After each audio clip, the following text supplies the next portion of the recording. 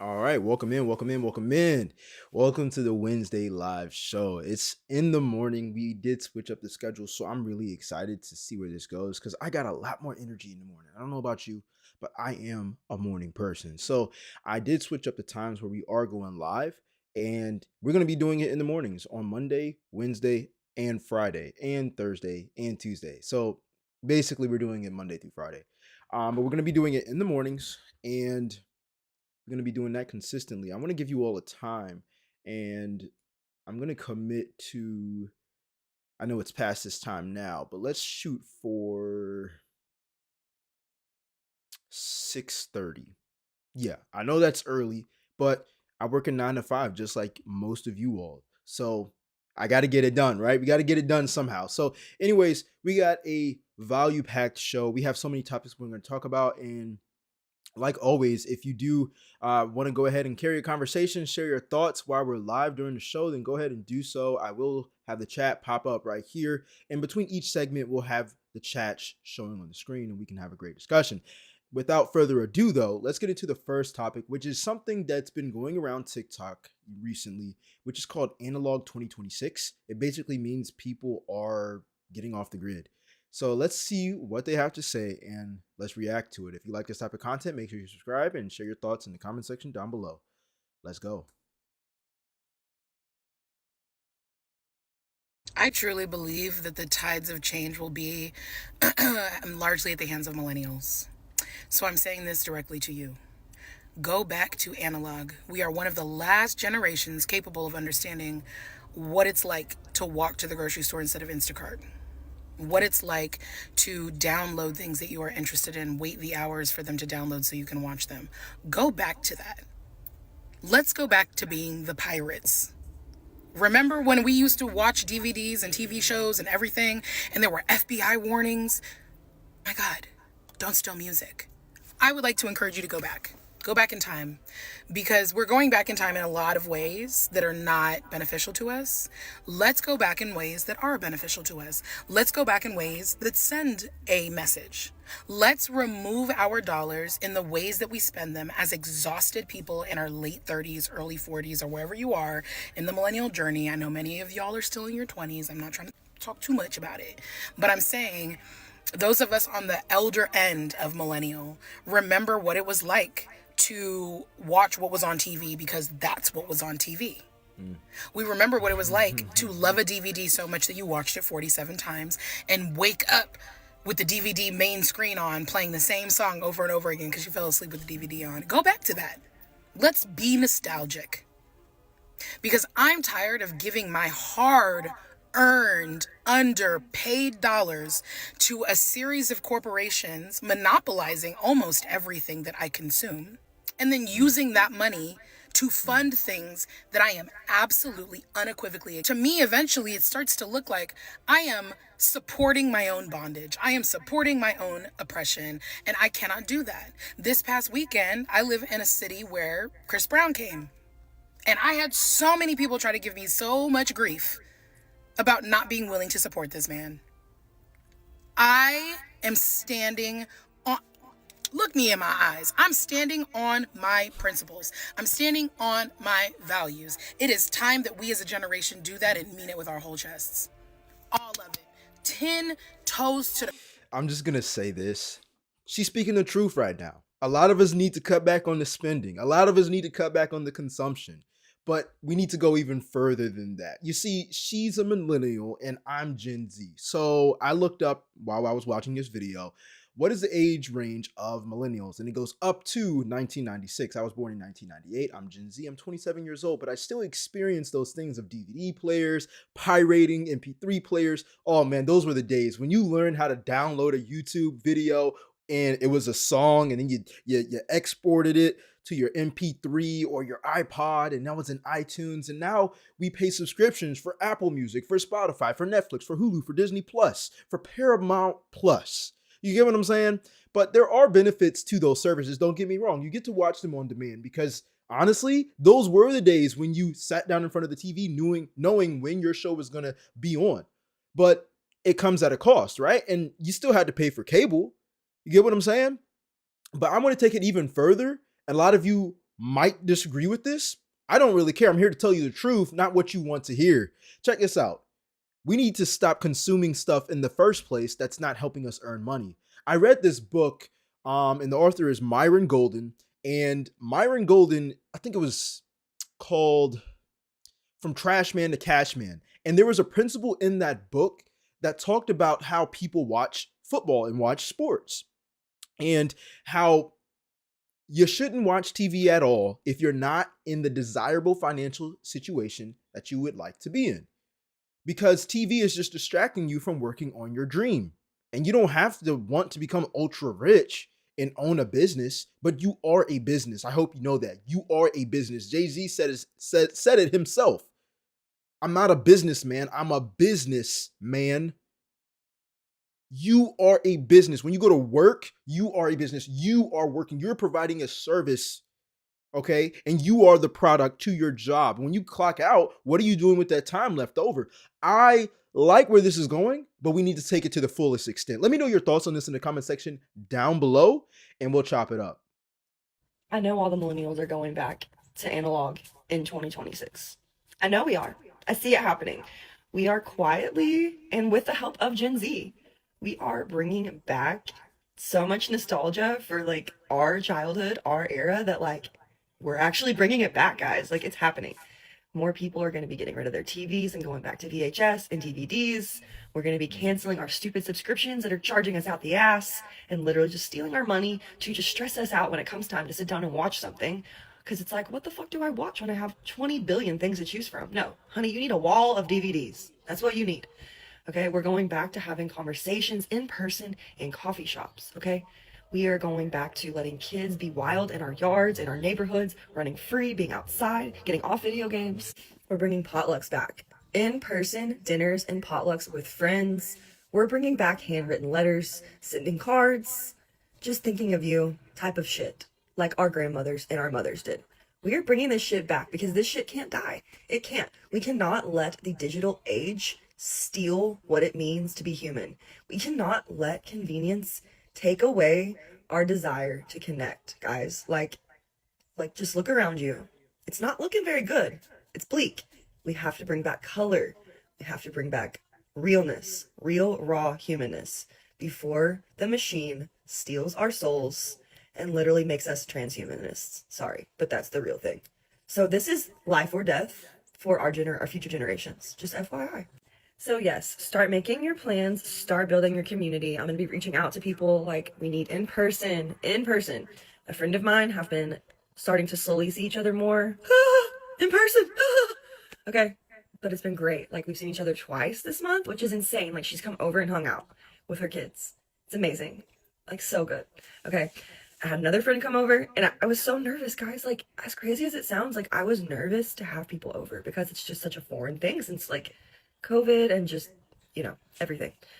But COVID has been over. Like this, like she made this like around Christmas time 2025, which is not even like 3 weeks ago. So I would even like her point of view is different. She's talking about like interacting with people. That's a you thing. You feel me? Like I worked in sales for 5 years before I even started creating these type of videos. And you had to know how to talk to people. It's one of the reasons why I'm so fluent with talking to the camera without feeling awkward. It took a lot of repetition, but it also took me getting out of my comfort zone and actually talking to people that I didn't know. Stop thinking about what people think about you and start caring about other people, and then your mind isn't so bombarded with, oh my gosh, how are they going to think of me? How are they judging me? Is this looking right? I don't want to be around a lot of people. I want to be antisocial and just be in my own place. And that's cool. I definitely understand that because I need to recharge at times too. At the same time, though, she's talking about her own lifestyle. This is a lifestyle thing that has nothing to do with how the world treats technology. Writing a handwritten letter is going to take a lot longer, obviously, than a text message or an email. And truth be told, if it's something important, you're going to use technology for that reason. You're not going to send a letter. So usually she's talking about sending things that might have more purposeful reasons to send like a physical letter. Like I just can't see the world going back and saying, "Yeah, I'm gonna send you a letter to tell you something," and they're just a text away. I mean, we got the Apple Watch, you got your headphones that announce the text message. You got everybody has a phone. You get what I'm saying? Like we're too far gone. Let's be honest. We're too far gone.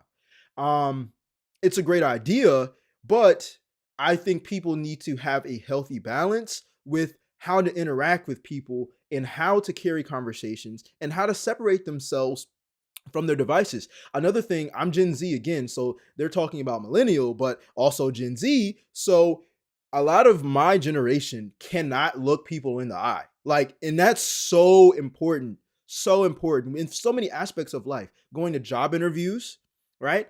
Making sure that you are actually looking honest. I mean, don't get me wrong, you can still tell a lie and look somebody in the face, but it's so disconnected these days because people are so used to looking at their phones and not looking people in the eyes.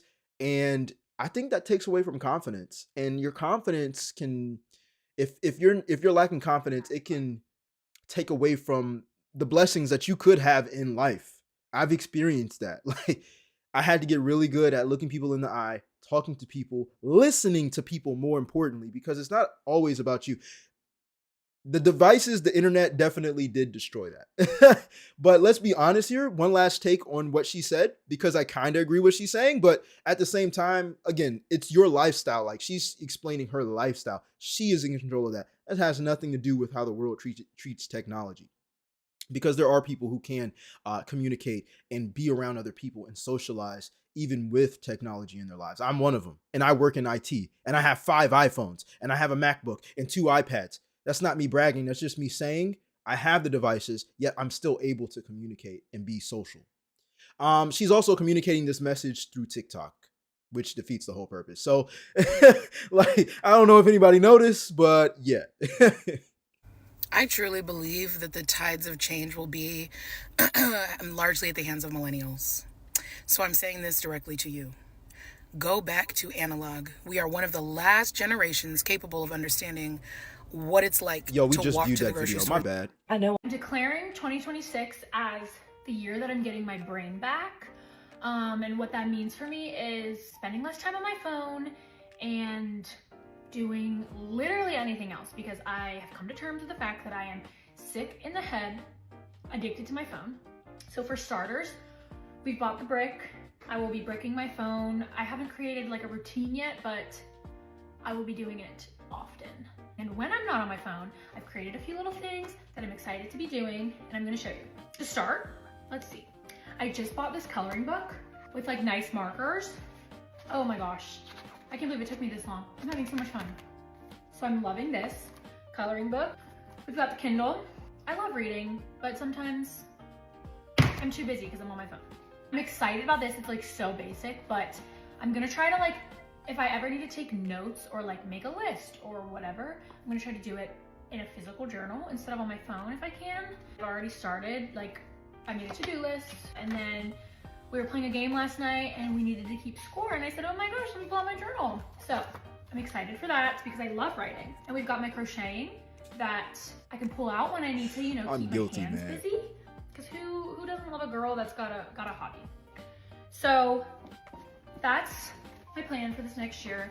I know that it's like kind of like a trend right now to be living like an analog life. I don't really even know what that means. I think it's just like, Yeah, which basically means getting off the grid and getting out of the screen. But this is a trend. Again, most people are going to do it because they see other people do it, which can be a great thing. At the same time, though, you need to find something that, and this is if you want to do it, you need to find something that's actually going to help you improve in life. Like I do things very purposefully these days, because I understand that I can fall into a bad habit easily, or I can waste a lot of time if I'm not tracking my time. I find it even a little funny how we track time at work, and you're like, man, I get off in 15 minutes. I get off in 5 minutes. I can't wait for 5 o'clock. But then as soon as you clock off, you don't start tracking your time as heavily as you would if you were at work. And so one of my things that I do, and I still do it on an electronic device, but I'll listen to audiobooks or I'll read a book if it's only available physically, which is cool because I know I'm going to get value out of it. And it actually gets me away from the doom scrolling. And I've gotten really good at not doom scrolling because I create content now. This is my doom scrolling. Like I've made, like, you get what I'm saying? I've made my doom scrolling a product that literally is bringing in income into my life. It's going to bring income into my life. YouTube isn't monetized yet, but we're like more than halfway there. So shout out to you all first and foremost for subscribing. Also, if you like the content, make sure you subscribe. All right, because I love talking about things like this. But learning how to turn something that isn't productive into something that is productive, that's working for you, and you're not working for it, is where you have to meet technology at.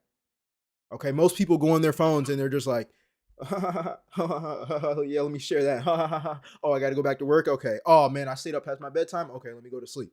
You know what I'm saying? I'd rather go like, oh wow, that's interesting. Let me share it. Let me make content so other people can watch it, and you can also learn. Because I don't believe in creating content that's just entertainment. I'm in the entertainment industry, but you get what I'm saying, right?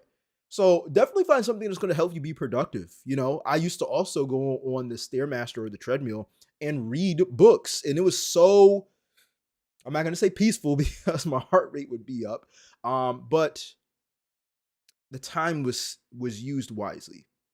This is not knocking anybody who listens to music in the gym, because I listen to music in the gym, but I do my best when I'm like in a steady position on a treadmill or on the Stairmaster to do something productive on my phone rather than just listening to music, because walking is a very, very, very low effort task where it's like, okay, what else am I doing? Like, I wouldn't just walk outside. I mean, sure, take a scenery walk or whatever, but I don't be doing that. I ain't gonna hold you. I don't be doing that. This is my analog slash anti-doom scroll basket, and I'm going to show you what all I have in here.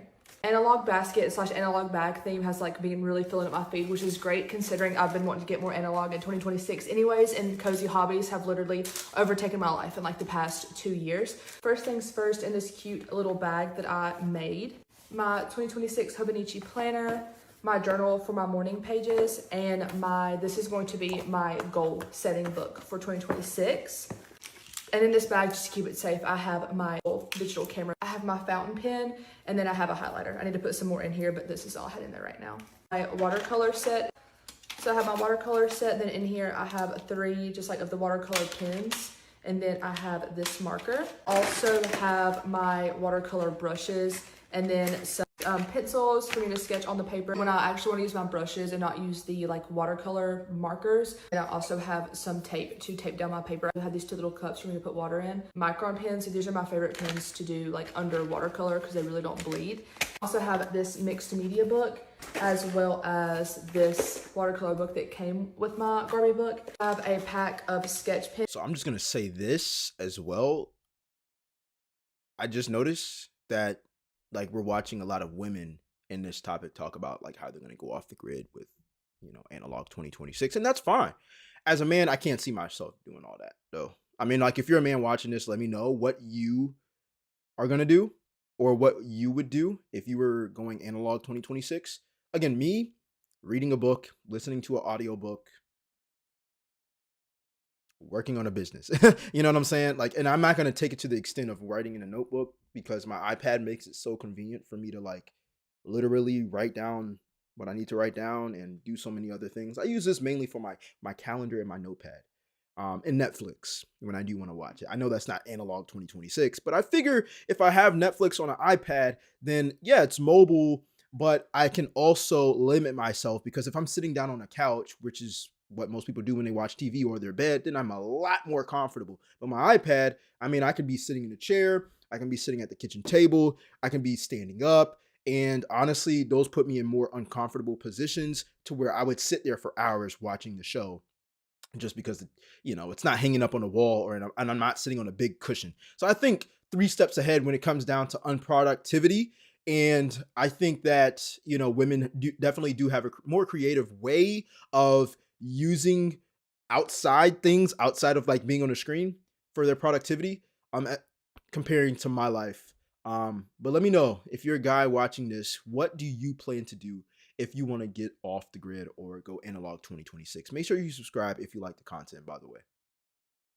Offline activities and hobbies are picking up major speed right now online. And the word that's becoming synonymous with this non-digital renaissance is analog. Now, some people are predicting a mass exodus from our phones, but I'm more skeptical, and tech companies are savvy. So I see them adapting to this behavioral shift in new ways, and challenging the anti-social media that Meta and whatever this is appear to be embracing. My sense is the next wave of social media-esque apps to emerge and thrive will zero in on your 5 to 9 and aim to facilitate in-person connection. The late-stage signals are all there, like TikToks about chaining your phone to the wall or printing out your Instagram feed, ChatGPT's recent no-phone party in LA, the concept of the analog bag, popularized by influencer Cease Campbell, cozy coloring talk, and even the surge in things like Luis Carmen notebooks that are almost $200 USD. And new apps are emerging, like Rodeo from former Hinge COO that claims to wrangle your non-work calendar, or Albo that helps you actually do the things you save online. To me, these clearly fall into that 5 to 9 category that apps like Partiful, which says life isn't about being connected, it's about being in the same room, have already tapped into. I'm going to leave you off with a quote that bent my mind into a pretzel in the best way. 15 years ago, the internet was an escape from the real world. Now, the real world is an escape from the internet. It encapsulates this current feeling perfectly, that online life has become overwhelming and we desperately want to figure out how to step away from the screens. But we're addicted and we need help. So yes, in 2026, we will probably be doing more painting and knitting and journaling and dinner partying and smelling actual roses. But my guess is That's actually, I like the sound of that. Like, she gave more context behind like the movement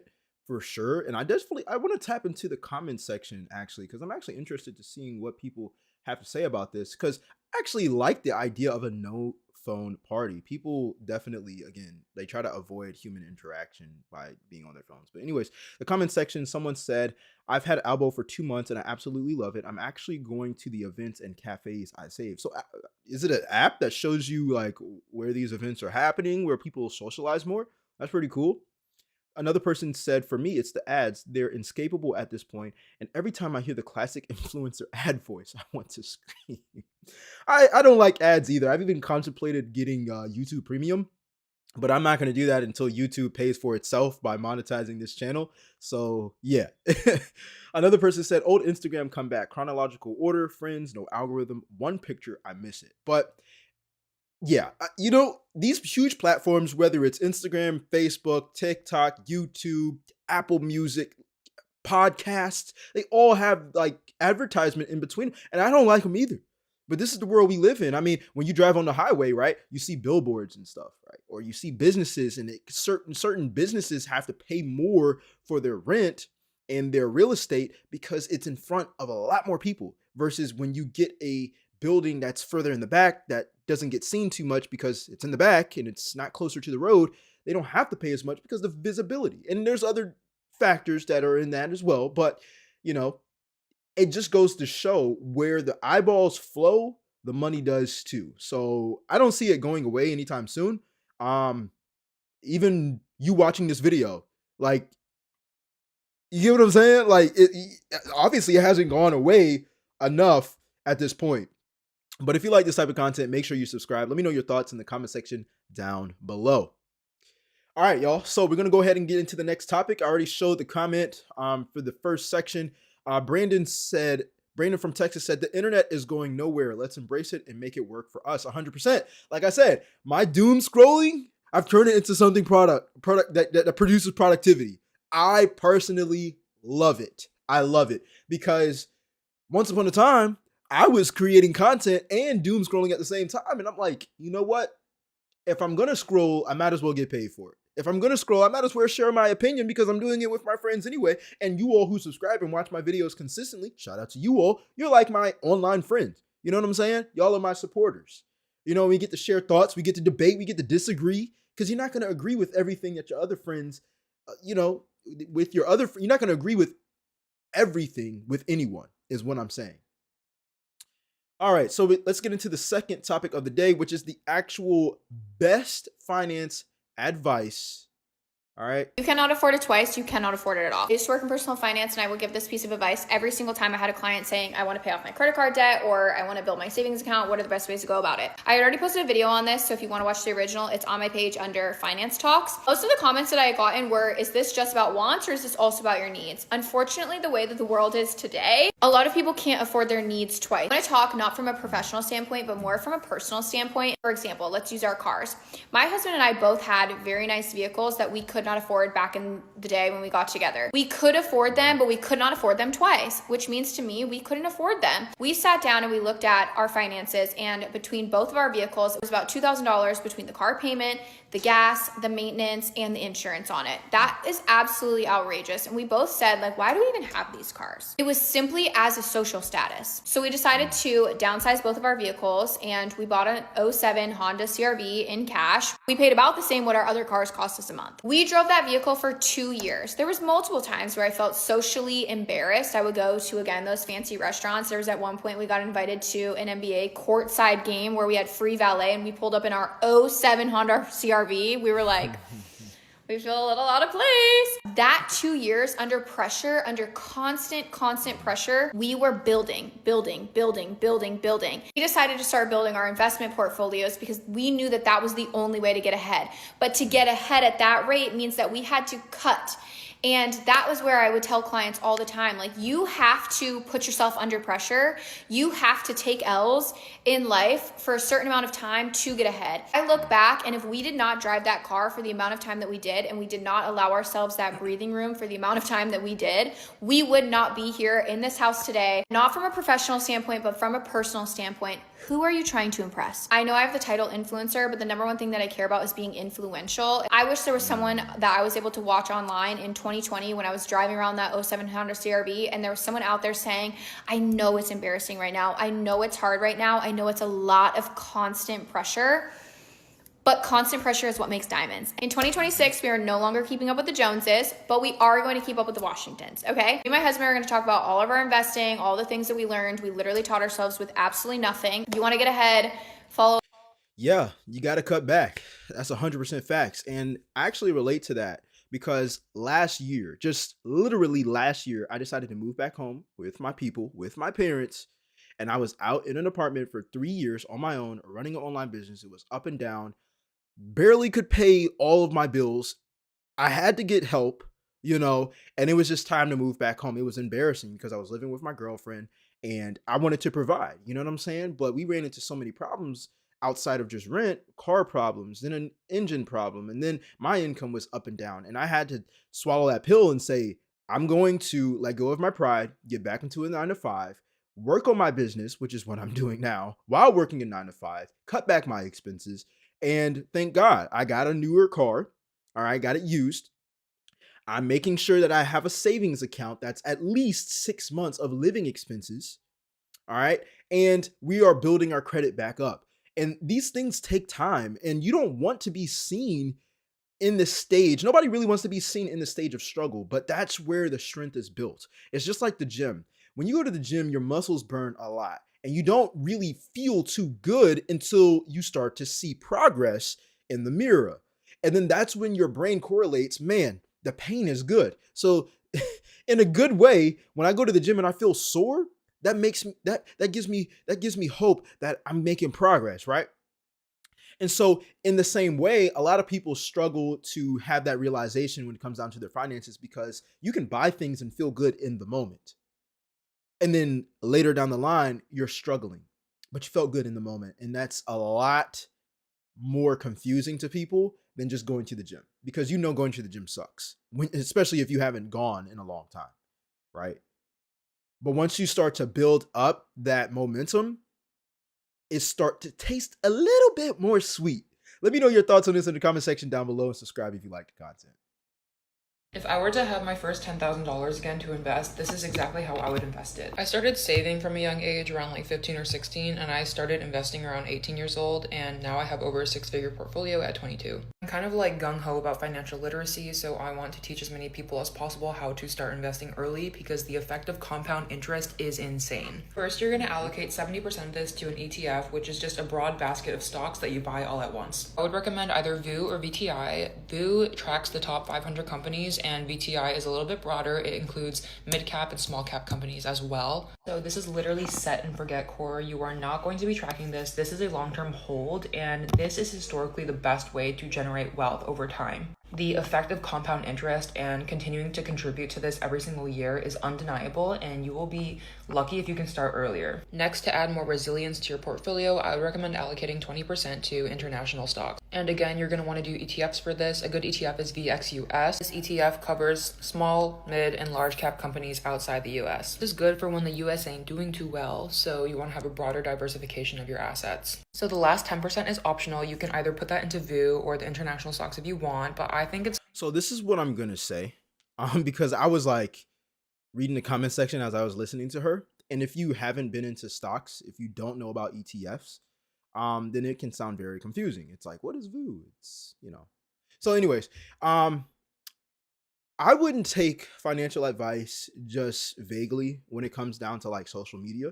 Investing is very important, but it depends on the strategy that you want to have. And that's what I've learned through mentorship with stocks. I mean, you can play the long game and the slow game and invest into ETFs, right? And they're a little bit more safe because they're a combination of multiple companies, instead of you just, putting your egg in a basket with a company. So basically, instead of investing into Tesla, you invest into a tech ETF, right? Which has maybe Microsoft, Apple, and Tesla combined, right? But at the same time, because it's an average of how the companies are doing, then the growth may be a little smaller, compared to just investing into the one company itself and the company doing really well and then really bad. So it's risk. It's your risk management. You have to be aware of your risk management.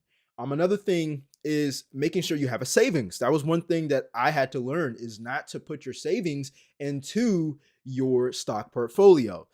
For example, I have I'm not going to share that amount. Make sure you save at least, from what I've been told, at least 1 to 2 months of your living expenses into a savings account that's earning interest in a high yield savings account. And then you put the rest of your money that you're saving into the stock portfolio that you have. All right. But I'm in the middle ground. I like to play safe, but I also like to know the companies I'm investing in. So I don't invest into ETFs. I invest into the companies that I'm obsessed with. And if you haven't noticed by now, I am obsessed with tech. And so I read a lot of articles. I read what happens on the earnings calls, which just means every 3 months, the company announces what they did and what they plan to do financially, and the plans moving forward. So it's a lot to stocks, but don't just take advice online just because someone says, yeah, invest into VU. It's a great ETF to invest in. It's made me a lot of money. You want to know what these numbers mean. You want to know what the companies that you're investing in are actually planning to do, and their history, their 5-year history. So there's a lot to go behind stocks, but stocks is one of the ways that you can multiply your money. I just got back into stocks earlier last year, and within the first 3 months, I was up like $700. And I was proud of that because I actually studied that one stock, and it was Nvidia. And it still is Nvidia. It's had a lot of up and downs, but for the most part, I've gotten a profit from them in hundreds of dollars. So my money has made money. So definitely invest into yourself. You are your largest investment. Before I got back into stocks, I invested like $500 to $600 into a stock course. Not from one of these shiesty gurus out here, but from someone who I actually felt a connection with online, and I knew that they were actually legit. So do your own research, invest into yourself because you are your greatest investment. Subscribe if you like the content. Let me know your thoughts on this in the comment section down below. I'm about to tell you the best way the average person can become a millionaire, and the sad truth is the majority of people are going to watch this and still not implement what I'm saying. But the answer is to straight up be a long-term investor in the stock market. That's it. I'm not talking about day trading, swing trading, definitely not buying a course from some random telling you how to get rich quick. It's about being in the market for as long as possible and getting in as early as possible so that you're at an advantage, right? There's this misconception that you need to have thousands, hundreds of dollars to do this. No, you don't. Do you have $2? Great, you can start investing. Do you have $5? Great, you can start investing. I have a pinned video on my page that tells you how you can invest with that amount of money. I tell you how you can open up a brokerage account. I walk you through everything. If you're working a 9 to 5, you're an entrepreneur, or even if you're a college student with a part-time job, you can do this. There's another misconception that people think, why would I want to wait until my 60s and 70s to be rich? Investing is not synonymous with retirement. I literally started investing 6 years ago, and I bought my house 2 months ago because I shaved off profit from my investments. If I just had that money in a savings account, I'd be losing money every single day. People are missing out on so many gains because they want things so fast. They lack delayed gratification, and they think that it's going to take years and years for something to... 6 years, guys. And I'm not saying everyone's going to be 6 years, right? But I'm telling you to your face right now, would you rather 6 years down the road have a portfolio, or 6 years down the road, $0? And also, if you're in your 60s, who wouldn't want to be a millionaire? Would you still rather be working until your 90s because you didn't do shit, right? And the thing is, you can always change your mind about this in the future. Let's say you're in your 50s and you're like, damn, I don't want to invest anymore. Fine. I'm going to tell you right now, I promise you, you won't feel that way. But God forbid it's the opposite, where you're in your 50s going, I should have invested, because now you missed out on all that time. You missed out on all the gains. You can still start, and you'll still be able to make a good amount for yourself. But imagine all of those years that have compounded, just gone. Because Yeah, she's speaking facts. I've actually heard people that I've worked with talk about that. Man, I should have started investing earlier. And I just feel for them, but I'm also like, man, this is a telltale sign that what I'm doing is actually good. Like, even though it doesn't feel like I'm growing a lot, it's actually good. And there's this quote that I learned, and she went against it. She said, don't just, get some course from some guru that's telling you how to get rich. And I definitely believe that, but I'm not going to tell you, no, don't invest into a mentor. Okay. I've invested over $15,000 in mentors. What you're seeing right now is a lot of mentorship. Okay. Because I couldn't have done it alone. Okay. If you've ever wondered, man, how does he talk so good in front of the camera? How does he have his setup? How does he make content so consistently? How is he able to, like basically the things that I share on this channel with you all? If you've ever wondered that, all praise to the Most High and the people that he placed into my life that I was able to hire as mentors, because I learned so many lessons, work ethic, how the wealthy think. I'm talking people who make $20,000 to $100,000 per month, how they think about money. So I'm not going to say I'm good, because you always have to remind yourself of what you got taught and put that into practice. And you have risk of falling off. But things that I've learned with mentorship is invaluable. I do not regret spending or investing that money. Now, what she says about basically getting in early, there's this quote that I learned from a mentor, which he claims, or not claims, but he says is time in the market is greater than timing of the market, which means a lot of people try to invest and say, oh my gosh, Tesla's blowing up. Let me invest so I can make a return, right? But time in the market means I'm going to invest this much money every time I get paid. And then over the next 5 years, we're going to see where it goes. Now, obviously, you need to study the company and be updated with how the company is moving and make your own decisions. But time in the market is greater than timing of the market, because by the time it shoots up, you're already paying an inflated price. You want to make sure you get it at a discount. You want to make sure you study this company so you know, oh, they're about to make a $5 billion deal. Oh, I know they're going to make a lot more money. I know the stock is going to blow up. And let me get in before the internet or TikTok tries to say to invest just because it made them money. If it's already made them money, then you're already paying an inflated price. But shout out to the creator.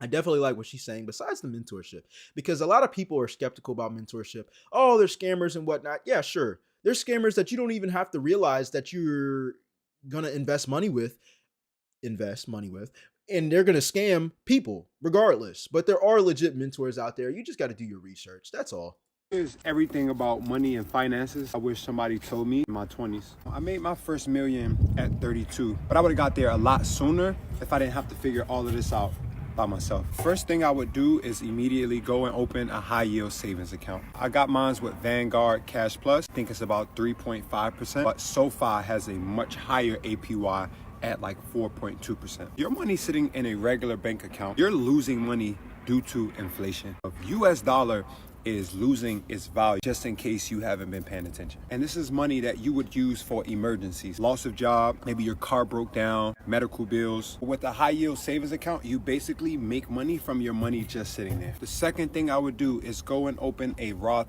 IRA. This is a retirement account you can put up to $7,000 a year into, and when you go to withdraw your money at retirement, it is completely tax-free. So many of our parents and grandparents are living off of Social Security and unemployment checks after spending 40 to 50 years of their entire lives for these companies. Let that be a wake-up call that these companies, they don't care about us. As long as you're working for them, that's all that they care about. If you start this in your early 20s, you can invest as little as $95 a month and you will have $1 million by the time that you retire. You can open a Roth IRA with Ameritrade, Vanguard, who I have, Charles Schwab, Fidelity. Number 3, I would have told myself to buy the actual stock before I start buying the product. So many people think that the stock market is so hard or complicated. In reality, it's the easiest way to get rich. Instead of buying tropical smoothie every day, take that $10 and go buy the actual stock. Instead of waiting in line for Jordans, go buy Jordan stock. Because at this big age, with all of the technology that we have, not knowing how to buy stock, that's not an excuse. You can literally chat GBT what stock have performed the best over the past 30 years, or you can Google it because it is public. I love VOO. It allows you to buy the top 500 US companies. Also love SCHD, which is a dividend paying ETF. They have to pay you back every 3 months. I invested $20,000 into AMD. Is worth almost 65 grand today. I tripled my money. In my 20s, I will be putting about $200 a month away just for investments. Yeah, and a lot of this comes from also, I love how he said, buy the stock before you buy the product. And earlier in this video, I said that I like to get stocks of companies that I'm obsessed with because I'm already integrated with their products. Apple, Nvidia, they make chips for multiple different companies. So it's very interesting to just invest into a company that you already love because you already trust them, right? Another thing that he's explaining, and I'm going to break it down for you, is him saying I would invest this much per month. I would say that you need to have a percentage set aside. And I learned this from a mentor, Myron Golden, and his rule is I can if my cans say I can, which means every time you get paid, you have a separate can. You have separate cans for different categories of how you spend. You have a debt payoff can, you have a savings can, you have an investment can, you have a fun can, which you can blow money on anything. You have a business you have a business can as well. So you have 5 cans, right? And these 5 cans, you literally tell your job, I want this percentage to go to this account, this percentage to go to this account, this percentage to go to this account, and this account. And so now whenever you get paid, your paycheck is broken up in 5 different ways. Now, a lot of you might be saying, how in the hell am I going to break up my paycheck in 5 different ways? I can't afford that. That means you're living above your means. Okay, so you need to decrease your expenses. You're welcome. Subscribe. Anyways, you're living by each can. So you pay off your debt, any debt that you owe, and you have investments. Like for me, I have maybe $200 to $300 going into my stock portfolio every time I get paid. And that's off a percentage. So I'd say if I get paid $2,000, make sure that 10% of that goes into my stock portfolio, which is $200 right there. So that way, when I get paid, there is no transfer. There is no, oh man, what do I have left after I spent and paid all my bills?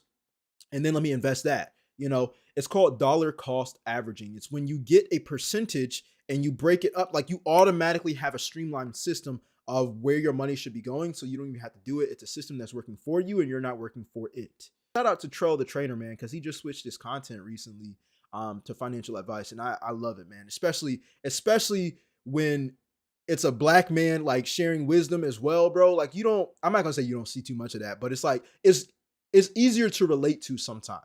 You feel me? Like it's easier to relate to sometimes because you see somebody in a better position than you who looks like you.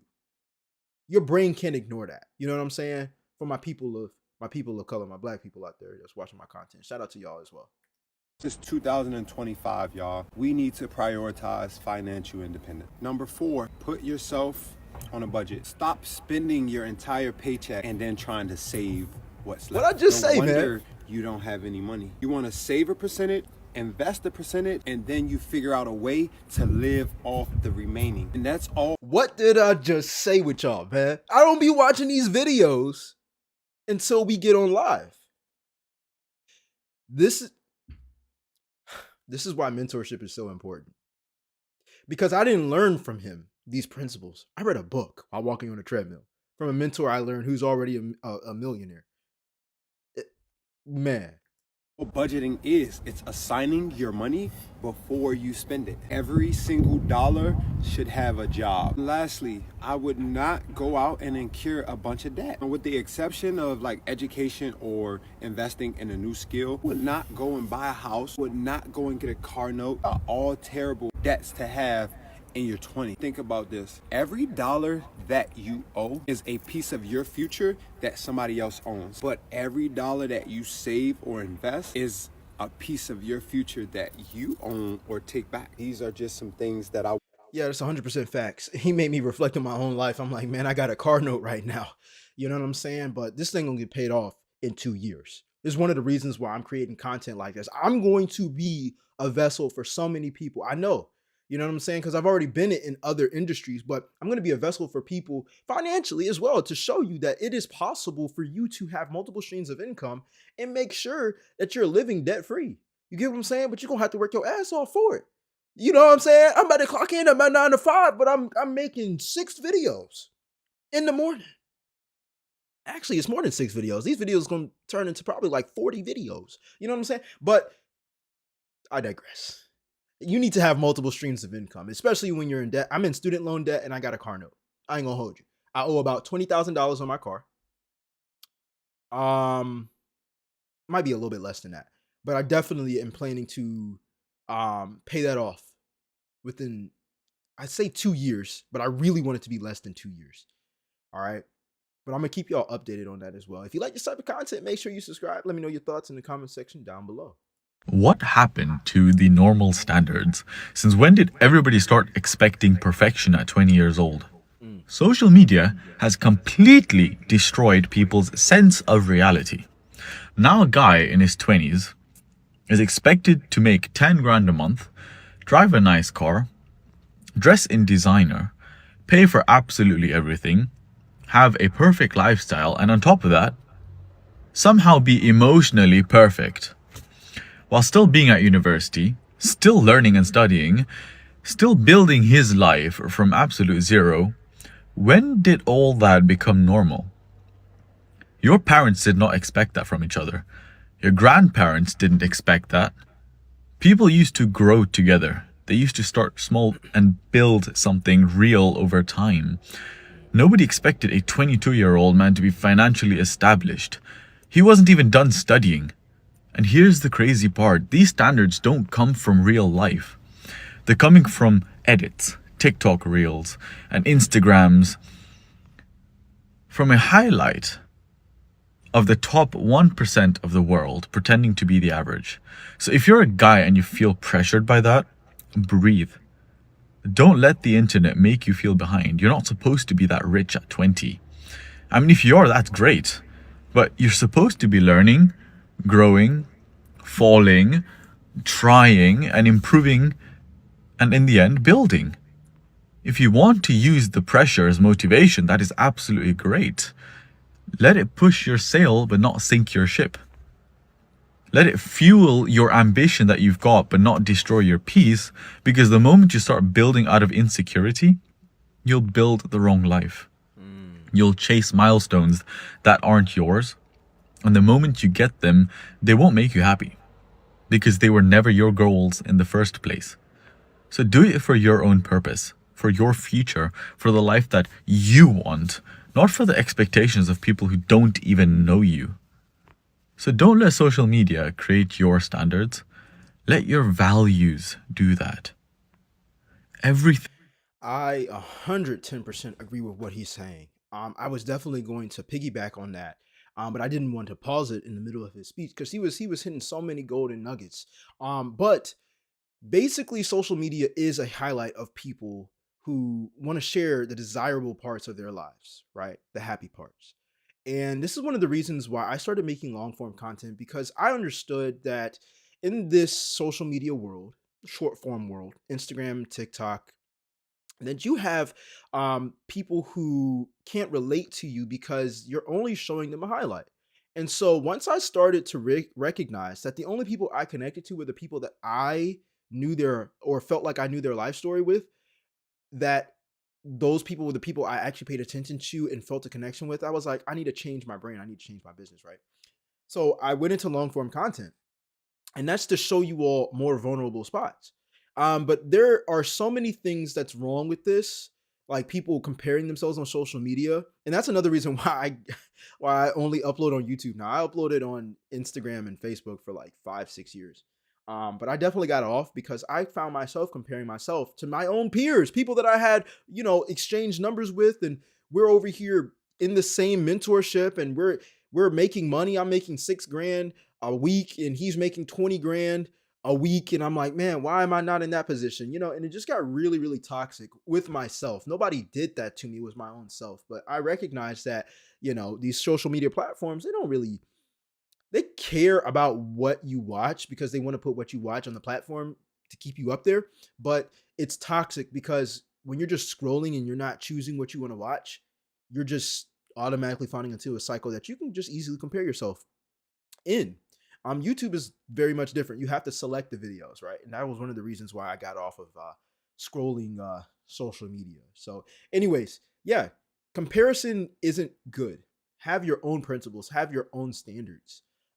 Because at the end of the day, when you accomplish your own standards and your own goals, then you're gonna feel a lot more accomplished. I do believe that it sets a higher standard to see people who are financially well off in their 20s or in their 30s or whatever age. But the thing is, you have to take it for what it is and not overconsume yourself with it, because otherwise you'll start comparing yourself as to what you don't have. And that's when you're focusing on lack. And when you focus on lack and try to produce something, it's not going to come from abundance. You know what I'm saying? You're not coming from abundance. And abundance is needed for you to be calm and productive. I've been stressed and productive at the same time. It's not necessarily productive. Like I enjoy feeling relaxed, even though I work my ass off. Being tired and being and being stressed are two different things.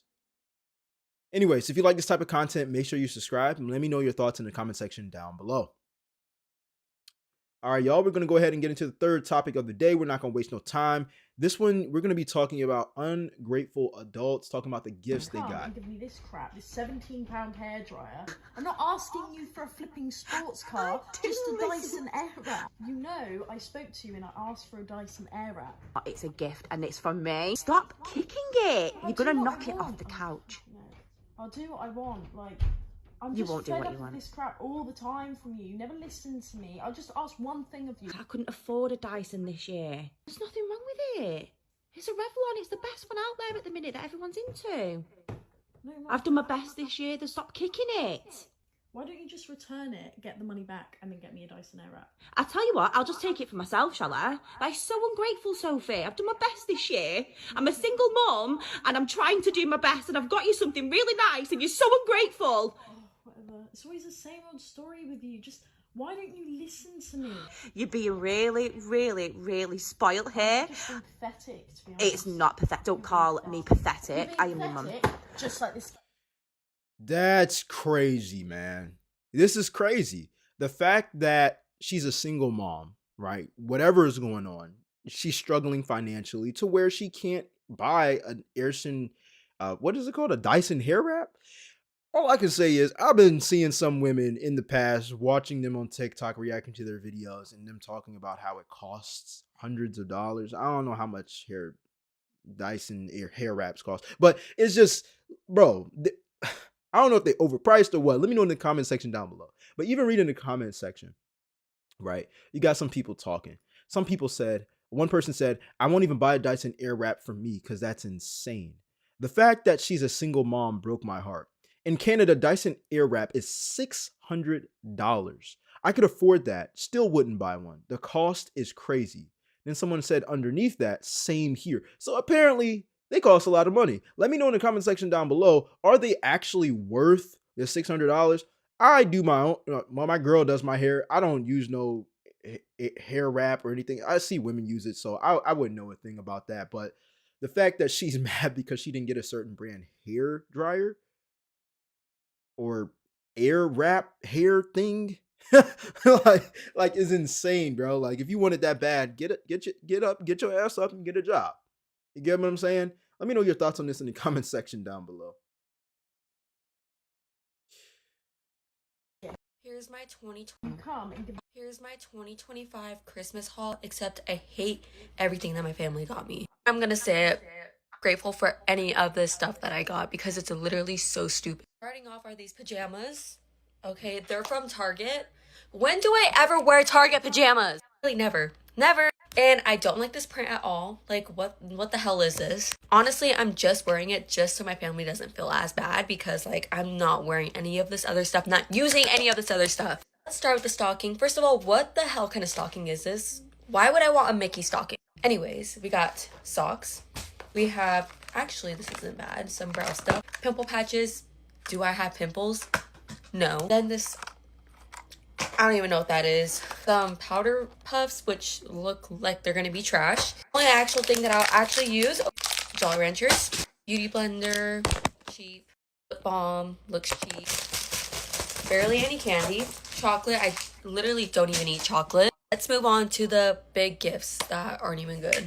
Starting off with clothes. Ugly pink Hollister top. This top, it literally says Chase Whiskey, not Cowboys. That's literally so corny. This Hollister shirt, which is so wrinkly, I'm literally gonna have to iron it if I want to wear it. Literally, I don't know why they got me the same print because it's freaking ugly, but this is the other print. And these jeans, y'all, like, what the hell kind of jeans are these? These are literally so ugly, the ugliest color ever that I can't. I just have to laugh because it's so... Yo, I hope she's joking. I hope this is a prank. Let me know in the comment section down below. What do you think about this? I hope this is a prank.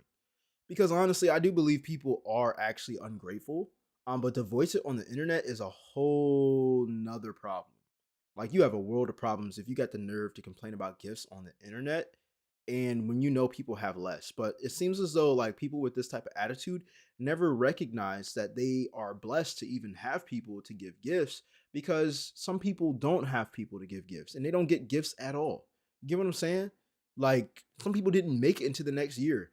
But it always seems as though ungrateful people never recognize where they're at and where they could be at versus where they're at. Ugly. It was Pandora, and I thought it was actually going to be good stuff from Pandora. Nope, I literally got scammed. This is my bracelet that I'm building, but the only thing that they got me are these, like, spacers. That's literally it. No actual charm. You know what? I can't even hate because I low-key did ask for this, but I wanted the full size. I literally got the small size. Like, if you're gonna get me the vitamins, get me the full size. Perfume, which I honestly didn't even ask for this perfume. It's the Khloe Kardashian perfume, and it actually smells good, so I can't complain that much. But it's like, only thing I'm complaining about is that they didn't get me other perfumes. I asked for more, and I only got one. They're lucky. Yeah, I hope she's joking around with this, man. You know what I'm saying? Like, literally, she's... What is the word for someone like this? I'm reading the comment section and a lot of people are saying this is not funny.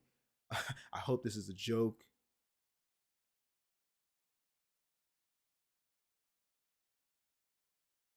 Well, life will teach her. If she's serious, life will teach her. Life teaches people like this, man, who aren't grateful. It'll have you being grateful. How many of us have been grateful for things that we once lost and we recognize, man, it was actually good. You know what I'm saying? Like, you hear a lot of adults say that as well. It's like, man, life was so simple back then. You get what I'm saying? Even time, even a period of time you're grateful for. Come and give me this crap. Stupid things that I would break up with someone for. Be mad, don't be mad, my standards are high, okay? I don't care. By the way, none of these are just one-sided. These are all double-sided. These are things that I would do as well for my partner. But if you don't do them for me, you're done. If we've been dating for a whole 6 months, 6 whole months, and you have not gotten me flowers, you're done. And if you're nice enough, I'll wait a year. And if that year comes and you've never gotten me flowers, not once, you're done. You're done. If you argue with me on my birthday, because why the fuck are you arguing with me on my birthday? You're done. If you only get me flowers on special occasions, not good enough. Sorry, you're done. If you don't get me Valentine's Day gifts, birthday gifts, Christmas gifts, at least you're done. She's serious about it. You're done. If you don't post me and or if you make a fit about posting me, if your page is not a fan page of my gorgeous face, you're done. Oh, well, we've only been dating for so-and-so. I don't give a fuck. The second you lay your eyes on me, before we even talk, before we even date, before you even talk to me, before you even say one word, you better already have that fucking post up. That highlight better already be made. Because I'm not a hidden bitch. Not gonna fuck with that shit. I'm not arguing with you about following someone. Okay? If you follow them and I tell you, hey, who the fuck is this? Why the fuck are they half naked? Unfollow that hoe. And you don't, you're done. I'm not arguing with you. I ask once and that is it. You're done. You're done. If you don't take me on dates, like at least like once every 2 months, at least, you're done. Because why are you not taking me out on dates? Like, that is so weird. Like, are we even dating? The fuck is the point of you, actually? Now, this is a big one. I feel like this one's kind of common sense, but, you know, it's really not common sense because nobody fucking follows this, apparently. If you yell at me in front of...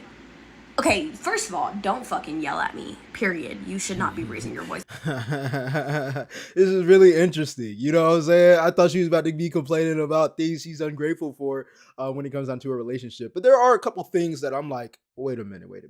I hope that you're communicating this because I believe men and women should state their standards. I mean, the relationship I'm in now, I stated my standards and I had to learn that the hard way. People can't read your mind. Women can't read a man's mind and men can't read a woman's mind, right? So why expect someone, like, just being honest here.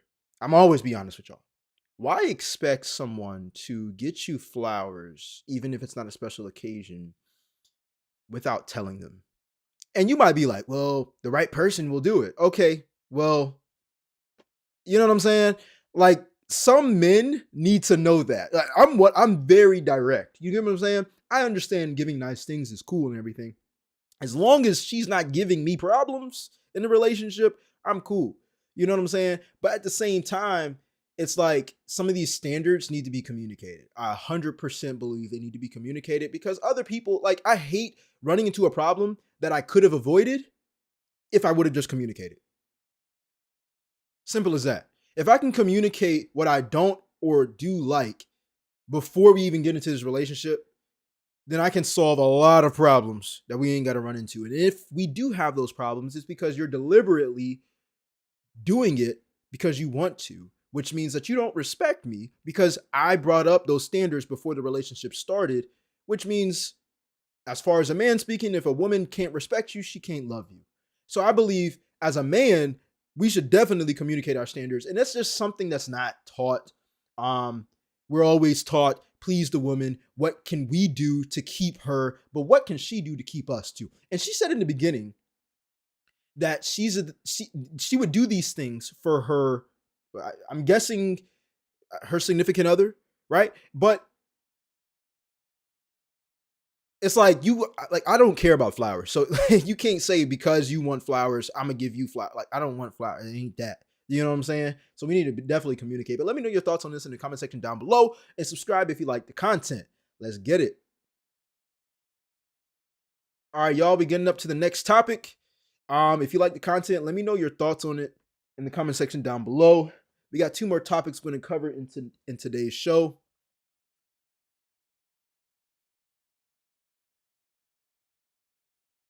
All right, so let's go ahead and get into it.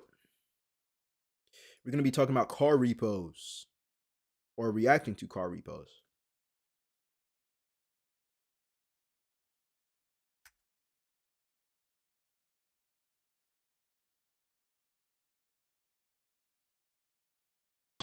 I have a right to know. No, y'all not finna bully me like that. I have a right to know. Good. What's going on? I pulled up, back up to her, and she come running out, screaming, and saying how she made her payment and all this other kind of stuff. And so then she was in and out of it, and then now she won't get out of it. But Here's a video of her out of it. Like, hold on. She's standing at the door now. You give us talking. 1 second, and I'll talk to you in a second, okay? She's on the phone. Okay, go stand by the front door. We'll come and talk to you. I understand, man. Okay, but I'm legally here. That is why. I'm legally here now investigating. We don't like when people walk up on us when we're dealing with one party, so we're just keeping you separate. So just go over there. What's so wrong with over there? This is my driveway. Okay, so let's go. What's wrong with going to your front door? Yeah, I'm here. Okay, whatever. We'll go over here. Standing at the door right now. Do you have from when you actually approached or hooked it up? I have it afterwards. This is what I got. This is what I was looking at the whole time. I hooked onto it. She pulled up. She come running out. Can you talk to him Picked it up. and see I hopped onto it. Right now. Okay. This is a mistake. Hey. That's fucking Hey, crazy. can you stop yelling at me? Stop yelling. Relax. You're not trying to do that. This is a mistake. Listen to me. Listen to me. For safety reasons, can you step No, out of the car? I'm not doing the fucking thing. Close my door. Sir, back up and do not touch my door. Relax. I'm not doing that. You think I'm dumb? He is not. He's not. Do you going think anywhere. I'm stupid? I'm not getting out of my property He is not that I paid for. No. He is not going anywhere. I'm not doing My anything. car is in front of his. I'm not. I don't care. No. My car is in front of his. No. This I'm not car is doing jacked it. up right now. I'm not doing For it. safety. No. I'm not having an argument with all of you guys. Relax. I'm not having an argument with none of you. Your car is jacked up right now. Hey, I don't care. And I'm sitting pretty. Nobody was in the vehicle when he jacked it up. Nobody was in the vehicle when he put it up. No? Okay. Go look up the law again. Go look up it again. And if we're gonna do that, then we're gonna handle it like that. Not this chick, was the other one. She jumped in as soon as it was up. Okay. So where's when you first came up though? I don't have that video. It didn't record me back up to the first video. But this is her. This is pretty much. I seen her coming out. It's actually pretty crazy how people get so possessive over their cars that they miss their payments on. I don't believe that the repo man is going to come to your door, come to your car, and take your car if you've been paying your bills. Now, there's been repo fraud, but most situations, people just don't pay their car notes. And the fact that they're so possessive over something they don't own in the first place is insane to me. Let me know your thoughts on this in the comment section down below, because even though you're paying a note doesn't mean you own the car. On paper, you have to pay what you owe per month. And if you miss it, then you have the right to repo it, man. I want my car back too. You know what I'm saying? One person said in the comment section, the people who are the loudest are usually wrong. Let's go ahead and continue it because I didn't know it was going to be this long, but this is entertaining. This is good. Jacked it all the way up there. She's standing at the door talking. So when you got on scene here, Pulled up, put my boom down, backed up to it, hooked onto it as I was picking it up in the air, and I picked it up the rest of the way. Tried to stop from getting into it, and then she's standing at the door doing something, and then I come around the corner, tried talking to her, like I saw, and she stepped around, started talking to me, and then she got me, and then she got him. so how high was it when she first got into the car? That was when she first got into the car. I picked it. I saw her coming out, and it was like this high off the ground, and I raised it all the way so it would stop her from getting into it. She's on the phone with her car coming in. It was their mistake. I tried to explain that to him, but nobody listened. She locked herself in? No, keep your door. Okay. Will you talk to us? No.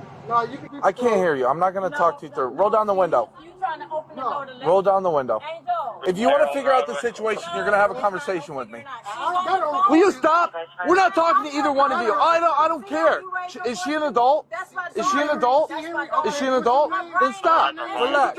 Are you going to have a conversation with me so we can figure this out? Are you going to have a conversation with me so we can figure it out? That has nothing to do about that. Will you relax? Will you relax? Are you going to have a conversation with me? Are you going to have so we can figure this out? Do you not want your side of this story to be proven? I talked to him to figure out his side of the story. Now I'm trying to get your side of the story. Will you either crack the window or crack the door? I don't want to remove you from the car. You don't want to remove from the side of the door. You don't have to. We can't. So that you know that I'm not removed from the car. So he told me his side of the story. Break it down from the beginning. What had occurred here? Okay, basically, I heard the I heard the people. Cool. I came. And you're hold on. You're the registered owner of this car, correct? Yes. Okay. And it is under a loan or lease? It's close. No. It's not. It's under whatchamacallit. A loan or a lease? Why? Why does that matter? You asking me my side of the story? Because this is a financial situation. Hold on. I'm You trying to. asking me my side of the story, so don't stop me. Hold on. In the middle of my telling me my story and ask me questions. It's because I need to get a No. complete You're understanding. gonna let me finish talking, then you can ask questions. Relax, because I'm trying to get the understanding. Like I said, I came out here, came in my car. My company knows the defer a payment for October because of the hurricane that happened. Because we were out of work. Clearly, some dickhead didn't do that, so it made it seem like it's off with my payments. And my payments is only 60 days, not even. So I'm not even behind a lot. I'm not even behind. It's still off though.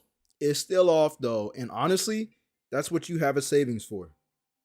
When you have a savings, you don't have to worry about something like this because you can pay your note when emergencies happen.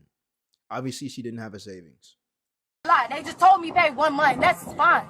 I wish somebody could have called me and told me and texted me instead of doing that. This is fucking embarrassing. I don't do this shit. I pay my bills. I'm a grown ass woman. Everybody got money. You're not finna come to my property and embarrass me on some false accusation. She got me on hold because they know they wrong. So they went back to October and looking at the call. That's crazy. So I'm a grown ass. You don't play with me and my money. This my car. So did anybody notify you that they were coming? No. Okay. That's what I'm pissed off about. So this morning, did you hear him coming, or did he knock on the door? I sat in my living room. Okay. Did he? And I heard it. Did he knock on the door or anything? He didn't do shit. So you heard the. Will you stop? Let me talk to her.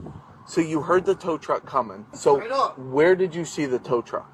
Right where it's at. So it was already in your yard, and it already had the car. It was on the ground then. Before I jumped in, it was on the ground. He did not put it in before. I heard the truck. That's how I knew. I raced to here to sit in here. Now he steady lifted. He steady put the thing on it and lifted it while I was in here. So while you You're were not supposed to do that. That's illegal. I know because I watched. You think you're the only one that has a camera, bro? And you're not making this. You're not helping this. You're not helping this situation. You realize that? You realize you're not helping this situation? Man, this is one thing, and this ain't even black people. When people be recording stuff, bro, make sure that you know you're in the right, at least. If you're in the wrong, what you recording for? It'd be easier to give it up and just make your car payment, and then you get your car back. All this arguing, raising your blood pressure, they still gonna take the car. You still delinquent. It's still gonna affect your credit. You ain't getting out of this one with no recording. They're looking at the financial statements and seeing if the thing was paid or not. And again, even though they had a hurricane, these are things that we can't expect. But when it happens, have a savings. Have 6 months worth of your living expenses saved up. This would have solved her problem. They still would have gotten their money. Hurricane or no hurricane. You think you're the only one? You think you're the only one? I am. Is this an automatic recording? It is. It records all the time? Yeah. Okay. For cases like this. I just can't get the download. The signal's weak. Okay. It says so. Okay, there's a car. There's a house. And that door's not open. She's gonna come out of the house here in a little bit. I'm letting you watch it because your door's open, so I'm You see how calm he is? Doors open, car's up, then she gets in it. We're gonna give her warning. Okay. To get out of the car, and then if she doesn't. Okay. So I'm telling you right now. I'm on the phone. No, Listen, I'm on the phone I with talked to them. my watch commander. I'm on the phone. I'm telling with you them. right now. I'm on the phone with my company. Step out of the car, or we're gonna take you to jail. No, you're not. I'm on the phone with my company. Step out of the car, or we're taking you to jail. No, you're not. I'm on the phone with my company. I'm giving you a lawful order. Step out of the car, or I'm taking you to jail. Why? Per Florida statute, once the tow truck has lifted the car is physically in their possession. They own the car. If she can square it away, and they stop the repossession, that's fine. In the car, he can lift it up. Yes, she would. No, he already has it on video that she wasn't in the car. He already had it up. He's got it all recorded. He's got a video camera in the back and showed us the camera. The car was lifted. I have a right to know. No, y'all not finna bully me like that. I have a right to know. I have a right to know. That's crazy, bro. Pay your bills.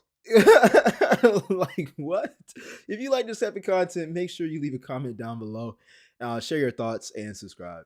I see that you have a couple cars you're trying to get rid of, a Tesla, a Mercedes, an Audi. You rented them out. Something about a repossession. Yeah, so I bought a course on Turo for renting cars about 9 months ago. Okay. What kind of car did you buy? It was a 2022 Tesla Model 3, 2023 Mercedes C300, and then a 2023 Audi A3. How's your credit right now? 695. So wait, you had one of the cars repossessed? What happened? I had the Mercedes actually repossessed, and I was making payments on time. But when I called the bank, they said it was a breach in contract. I didn't know that could happen. I really didn't know what to do at that point. I'm guessing you financed all of them, right? Yeah. All right, cool. What do you pay for each car, if you don't mind me asking? The Tesla was $34,000, but I put a down payment down of about $3,000. Ended up with about a 12% interest. The Mercedes about $4,000. Put about $2,000 down for that. I forgot to mention I'm paying about $800 a month for the Tesla, and I'm paying $1,000 a month for the Mercedes.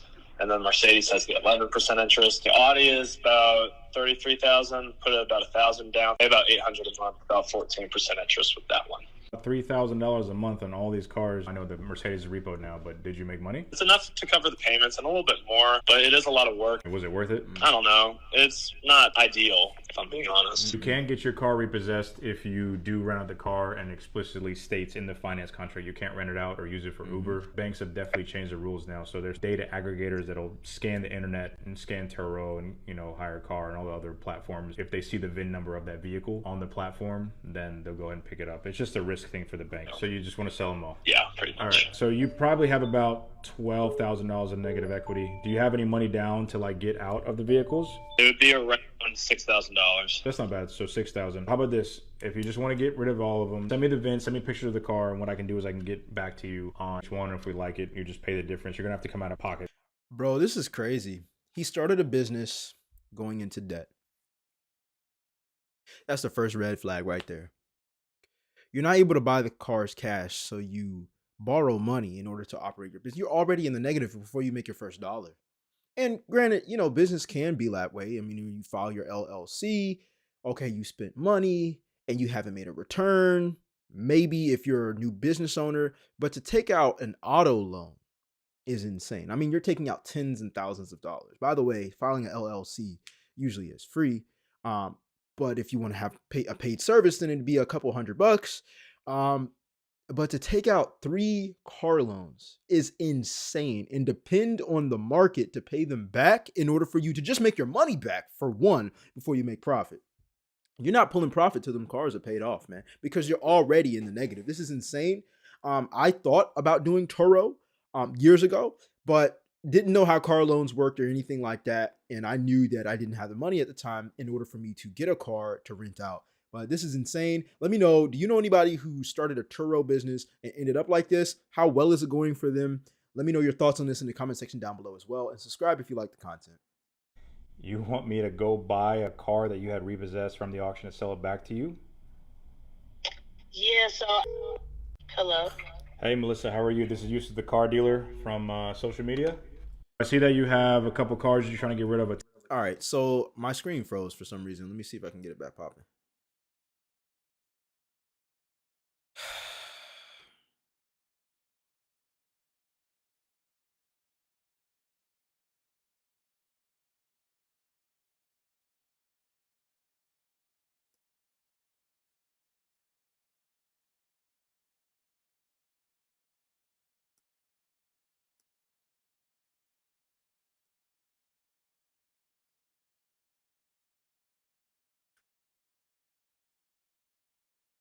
All right, there we go. You want me to go buy a car that you had repossessed from the auction and sell it back to you? Yeah, so, hello. Hey, Melissa, how are you? This is Yusuf, the car dealer from social media. Oh, hey, Yusuf. I'm glad you called. I know you go to the auctions, and I was going to book a call with you, but I didn't want to pay the $49 if I really couldn't get, you know, what I needed to get. Okay. I had a 2018 Mercedes E400, and it got repoed back in November. And from your videos, like, I remember that you go to the auctions and buy repo cars. And I wanted to know if you could possibly assist me with getting it back. Wow. Okay, so why did it get repossessed? I'm sure you fell behind, but I mean, any particular reason? Did you have a job issues? What happened? Yeah, so I lost my job. So I fell behind on some payments for 7 months. And now I'm getting back to a good spot. I was living in Miami, which obviously like expensive. But I just moved back to Atlanta with my mom, so I'm kind of getting more financially stable right now. Okay. Wait a minute. So you said you fell back on some payments. 7 months is not some payments. Do you have a job right now? I do not currently have a job right now, but So how do you have the money to pay for this car if I sell it back to you? so I just recently got a check from the insurance company for an accident I was involved in about 3 months ago, I think it was. So I want to use that money to get my car back, and then I can get a job and work on my payments and stuff. I'm applying for jobs and stuff now. I'm not laughing at you, but wait a minute. I'm not gonna lie, this sounds a little bit absurd. You got your car repossessed back in November. You want me to buy it back. You don't have a job. You're using the money that you got from an insurance payout to get the car back so you can get mobile and get a job, correct? Correct. You don't think that's a little bit backwards? No, I mean, I'm just trying to think ahead. I said I'm actively applying to jobs, but I know I need a car to get from point A to point B, so why not start by trying to get my car back? Curious, how much were you paying a month for the Mercedes? I was paying about $1,300 a month. $1,300 a month. That's That is insane. Okay, $1,300 a month. What was do you remember like the specifics of the loan? What was your interest like and all that? Yeah, my interest was like 22%. Also hoping that, if I get it back, I could possibly like refinance it or something and get the interest to go down. What's your credit? What's your credit score right now? It was a 560, but since I'm working on building up, it's like a 590 right now. How much money do you have down? 0, but I would at least be willing to put like. I thought she said she had the insurance money. What is going on, man? What is going on? This who would have known this would have gotten this bad? Like 7 months behind. Don't got a job. Insurance money's supposed to be coming in. You want the repo car back. Interest rate is 22%. You're paying $1,300, which is almost somebody's rent out here. And you ain't got no money down. What? You need a bike. You don't even need a bike. You need to take public transportation. Bike might be too much money down at this point. The $1,300 down that I have for my monthly payment. You don't think you should take that insurance payout, buy a cheap cash car, get your money up, find a job, take advantage of living at home get with your money mom, up, not your funny and up. then come back to me and like Yusuf, you know what? I'm in a better position. You actually have a job, you have better credit, and then we can get you into a different car with a lot cheaper payment? No, not really. I kind of really, like I said, I value the cars that I drive, and I really like that car. So my goal is to get that car back. And then, like I said, I'll have my car, work on my job. I'm going to get a job, and then go from there. I think your priorities are all wrong. The reason why I called you is because you were very adamant in messaging me multiple times. So that's why I decided to call you. I mean, I appreciate it, like your advice and everything, but I was really only looking to get your help and find my car back. Like, that's really what I want, so. I got you. I mean, but you don't think you're gonna put yourself in a bad position? I'm just reminding you that if I buy it back, there's no chance you'll get approved for it. And even if you were approved for it, you're gonna be still at a high interest loan paying over $1,000 a month for a car. You don't have a job for it that had a recent repossession. No, I mean, like, I can have a job by the time we go through this whole process. Like I said, I'm actively applying. But you haven't had a job for the last year, correct? That's why you moved from Miami to Atlanta? Yeah, the job market is hard, but in Atlanta, there are more opportunities. Hence why I moved. I got you. I don't feel like you're really trying to hear what I'm saying, right? Not really. Yes and no. I just wanted your help with that one thing, but I it seems got like you. you're really not trying to help me. Yeah, for this you should have booked it. For this you should have booked a time with me and paid the $49 so I could feel better for saying no. But even if I were, I wouldn't be able to do that because you're gonna be in the same spot now, and that's that. All right, it's cool, whatever. Yeah, it's a waste of time. Yo, Gus. Yo, did you just hear this whole thing, bro? Yeah, I did. Bro, she just hung up on me. asked me the same thing on TikTok. Bro, post it. Yeah, go post it. Yeah, call him and post it. That's crazy, bro. Yo, Bruh. Oh my gosh, bro. I've never heard such a wild story about car repos, man. Like, this is actually insane. She's not in any position to even have a bike. She needs public transportation, man. I mean, she's moving to Atlanta. That's in the city. Atlanta got public transportation. Am I right? Let me know in the comment section down below, man. But subscribe if you like the content. All right, so we got the last topic for today. Super excited to cover this one. This is actually luxury poverty. This is something that's trending on TikTok, and people are talking about living in luxury, living in poverty, and having luxury in poverty. So I guess the two can exist. Maybe they can. Maybe they can't. We'll find out. Let's react. Let's go. Subscribe if you like the content. Y'all, I'm parked in front of Dollar Tree because I'm about to go in there and get some essentials. But before that, I honestly just had like the only crash out because I had stopped to get gas, right? And I'm really in a place in my life where I'm really budgeting my finances because I just don't got it like that. I'm in a real crunch, survival, financial fucking rut. And I know it's not forever, but this is just the chapter I'm in. And as much as I try to be positive sometimes, like, it's really hard. It's really hard to be in a financial, like, survival mode when you don't know what your next move is. You don't know where your next resource is coming from. What just happened?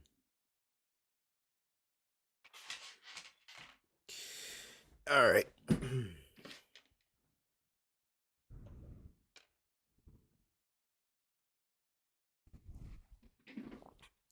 We're going to try this again.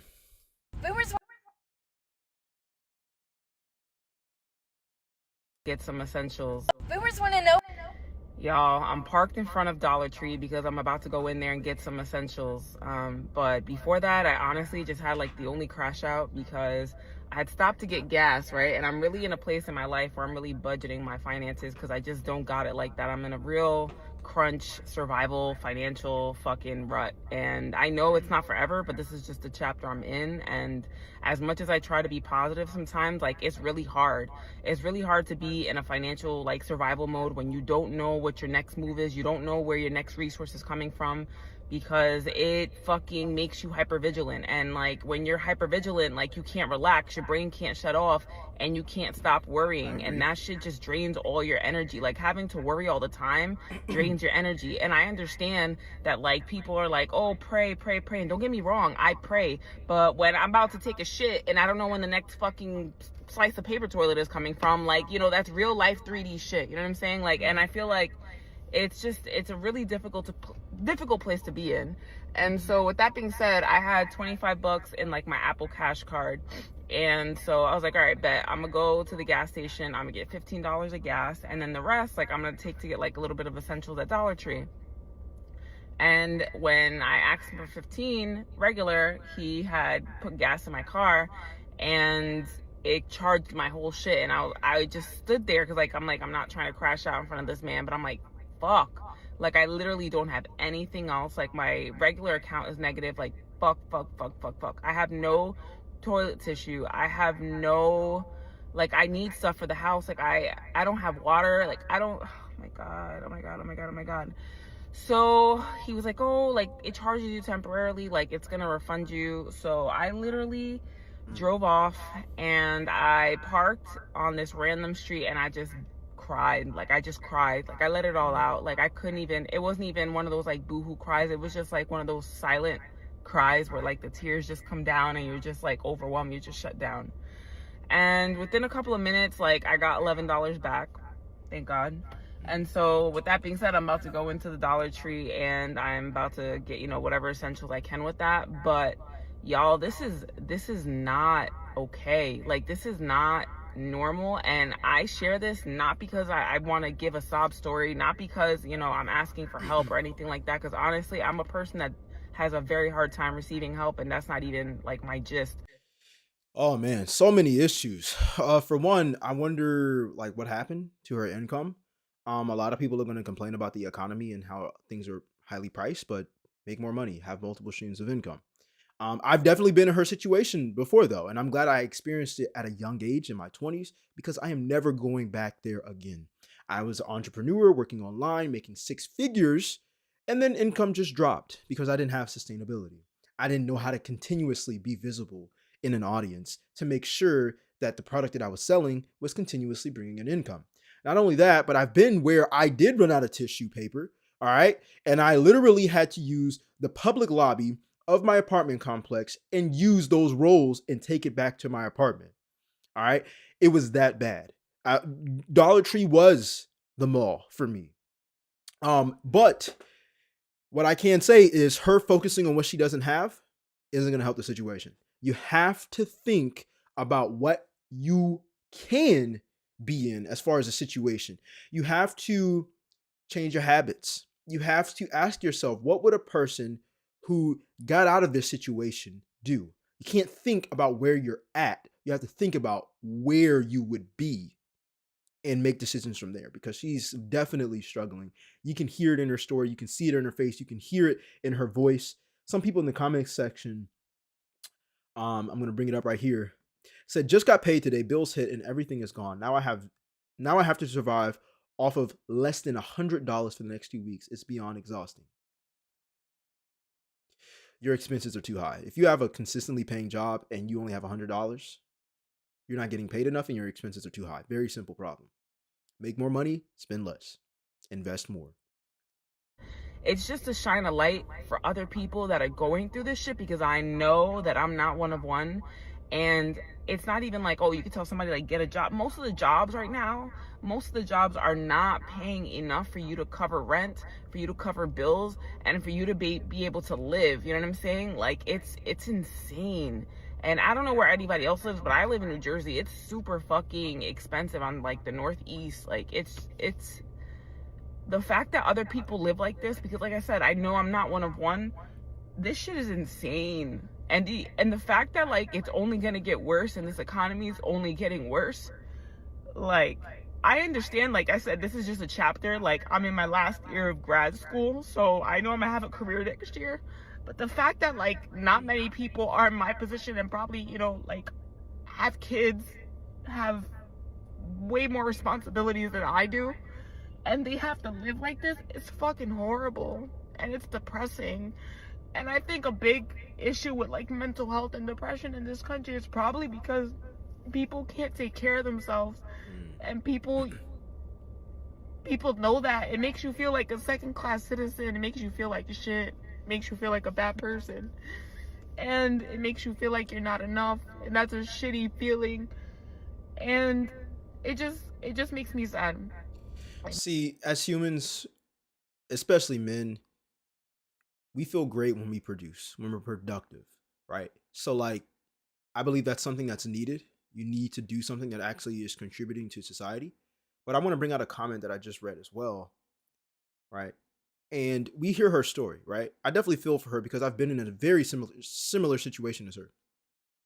But I got myself up out of there. All praise to the Most High, okay? Because I had to drop my ego. I had to move back in with family, basically having roommates. I still pay rent, but having roommates, right? Sometimes you just gotta swallow that pill and ask yourself, what decisions did I make that ended me in this situation? She's in grad school. Okay, cool. But what about this person in the comment section? There is nothing okay about any of this. I'm an MA, and groceries and utilities are the highest I've ever seen. It doesn't even matter that I have an affordable mortgage. It's everything else that's killing me. Okay, so if she's struggling like this girl is or relating to it even a little bit, okay, to what this girl is going through, then this tells you it's not about how much money you make. It's about what you do with the money you make. Because there are people with jobs who are saying the same thing. Oh, it's struggle. It's a struggle. Like, she had $15 to her name. Going to the food pantry for the first time next week and donating plasma for rent.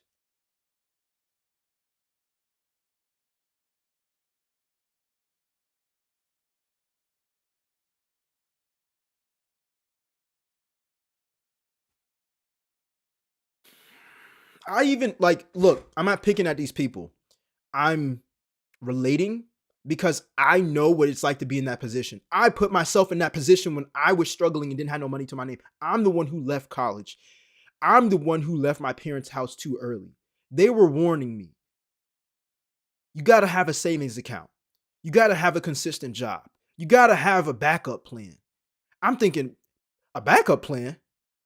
I got plan A. And as long as I'm committed, plan A is going to work. Yeah, plan A can still work. But I still need to have something that's going to help and support you when times get hard, because times get hard for everyone. This is why you see the comment section blown up with people who relate to it, but even have jobs. Because it's like, yo, you got more money than she has coming in, but why are you experiencing the same thing? Because times get hard. But sometimes them times are hard because of the choices you've made. America is the effing problem. Cap. Biggest lie that I've seen throughout this show today. It's not. You are. It's capitalism. No, you don't know how to capitalize. America is a great country. My water bill used to be $60. Now it's $350 a month. I wonder if you have a home. We talk about a lot of stuff on this channel, but a home, I've said it before and I'm going to say it again. I ain't getting a home unless I can pay it cash. And if you're wondering, well, how can you pay it cash? You better have multiple streams of income and invest. But I ain't paying no $350 per month water bill. That comes with having a mortgage. That's insane. An apartment ain't gonna charge you that much. Well, Jay, you never get to own an apartment. Okay, and you want to own a $350 per month water bill on top of mortgage, on top of a water heater that might go wrong, on top of cutting the grass, getting a lawnmower, getting a gas for the lawnmower, homeowner's insurance. Like, I'm good. Renovations, I'm good. HOA, I'm good. I'm good. You know how many things come with getting a house? A lot of people are house poor. I'm good. I'm great. Let me know your thoughts on this in the comment section down below. Subscribe if you like the content. Boomers want to know what it's like being young in 2025? Here it is. I just got off an 8-hour shift at work where I make double minimum wage in my state. I hop in my car, check my banking app. Cool, I've got $50 to last me till next week. Then I remember, oh shit, I have to run to Walmart because the wire in my bra snapped. I don't have underwear because it keeps going missing. My eyelash curler broke, and I have no food. I bought 4 things. 4 fucking things, and it came out to $40! I'm living off granola bars. But I hop my depressed ass back in my car, and I look at my banking app again. Oh, cool, I've got $10 now to last me till next week. I try to drive, but my car keeps misfiring. I can't afford to fix that. So I keep on parking, turning off my car, turning it back on until it decides to act right. 30 minutes later, I'm finally heading home to my 4 roommates. I pay $8.50 a month. Now give them that's everything included, but $8.50 a month with 4 roommates. Remember back in the good old days when a man could afford to feed, raise, house his family on minimum wage? And he had a second family on the side who he also housed, fed, and raised. You know what I say to all that? Fuck you. You guys had it. You know, it's something when people talk about old times as if they lived through old times. I'm 27. I ain't lived through no old times. But I did have a mother who had a father who had one job and had a wife and had 10 children. And even though people claim, oh, you could take care of a family with minimum wage, I get it. They had 10 children, but they weren't all in the house at the same time. They were, spread apart, like 15, 20 years apart, right? Let's just say they had a great time. but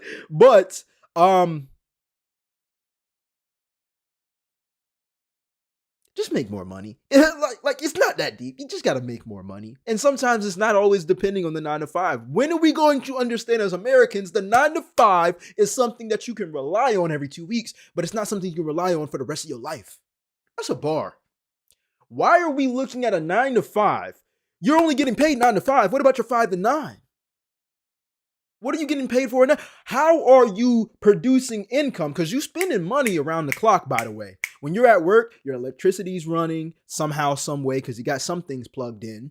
You're paying rent because rent, really, if you have a $1,500 rent, then that means that your rent is about how many, if you're paying, okay, let's take her numbers for example, right? She said that she's paying $850 a month. That's everything included. So whatever, $850 a month divided by 30 days is $28 a day. That sounds cheap, right? Because you make more than $28 in one day at your 9 to 5, but what people don't calculate is their 5 to 9. So essentially, you're limiting yourself because most of the time that you're living, you're not getting paid.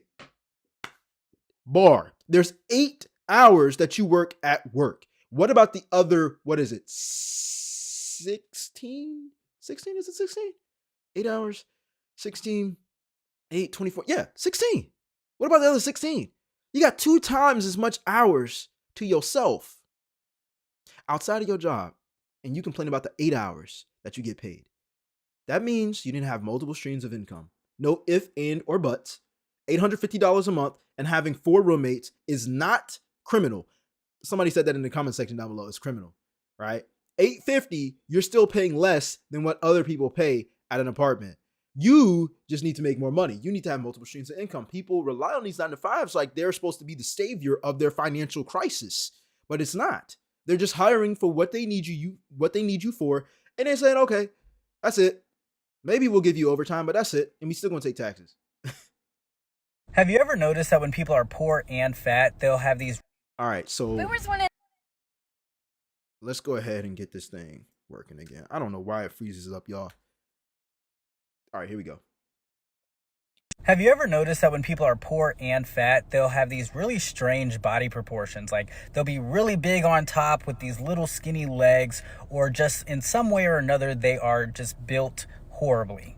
When people are big and they have money, they never get those strange proportions. My guess for why this happens is that when you're poor, you only have access to the worst food imaginable. Especially in America, it's probably stuff no human should be eating anyway. When you have money, you're probably overindulging, but the things that you are eating are not necessarily as bad, so it doesn't sit on your body in such a strange way.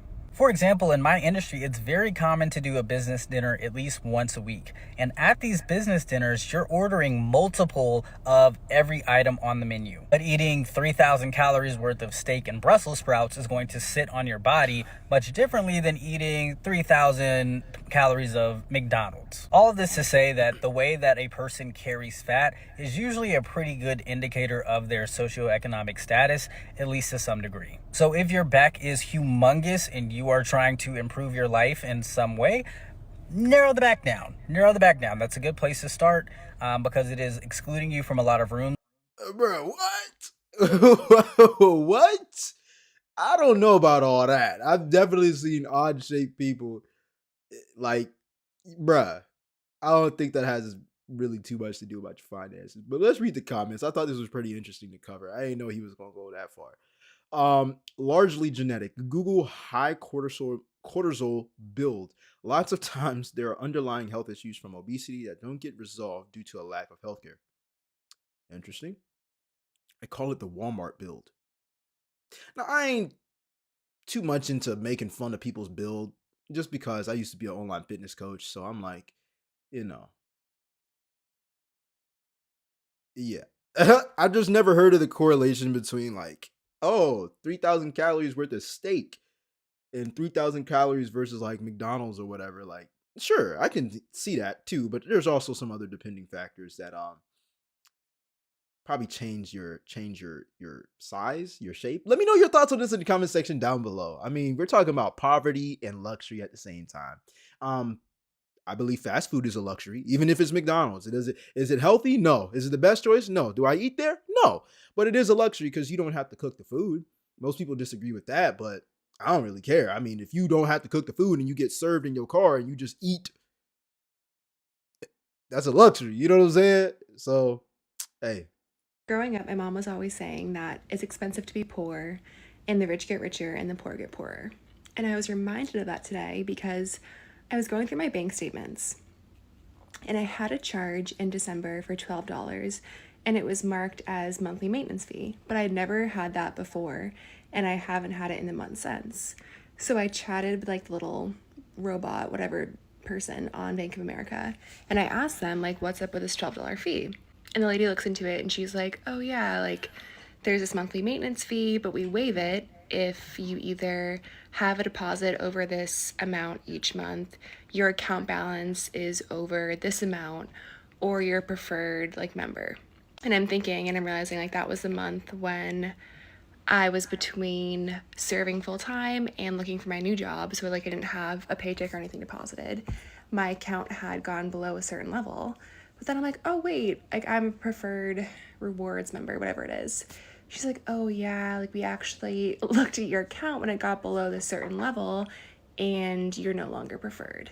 So I'm like, okay, damn, like, you're really kicking me when I'm down. Like, I have the least amount of money I've ever had and I don't have a deposit, and then you charge me more on top of it. But ultimately, like, whatever, it's $12, and I'm lucky that doesn't really matter to me right now. But then I was thinking of when I was younger, and, like, my mom and I were really struggling, and one of our biggest sources of income was, like, my Dunkin' Donuts paycheck, which was maybe like $140 a week, and how we were constantly getting late fees, and they were always $35. It was like overdraft protection. So basically what would happen is, like, I have $55 in my bank account. Keep in mind, we're not even using credit cards. It's straight debit. So we're not even, like, overspending on credit. Like, we're just, this is all the money we have. We're using it for basic necessities. And it'd be like, all right, I have $55 in my bank account. The phone bill, whatever the fuck hits, $70. Okay, negative 15. Okay, immediate negative 35 for the overdraft protection fee. So now it's like a negative $50. My next paycheck comes in, it takes $50 out of that. So then, like, the next bill, we're short $20. And it's just like an ever evolving cycle of every month, normally like 2 times a month, we're paying $70 in overdraft fees. And it's funny because that overdraft fee was over 20% of my weekly income.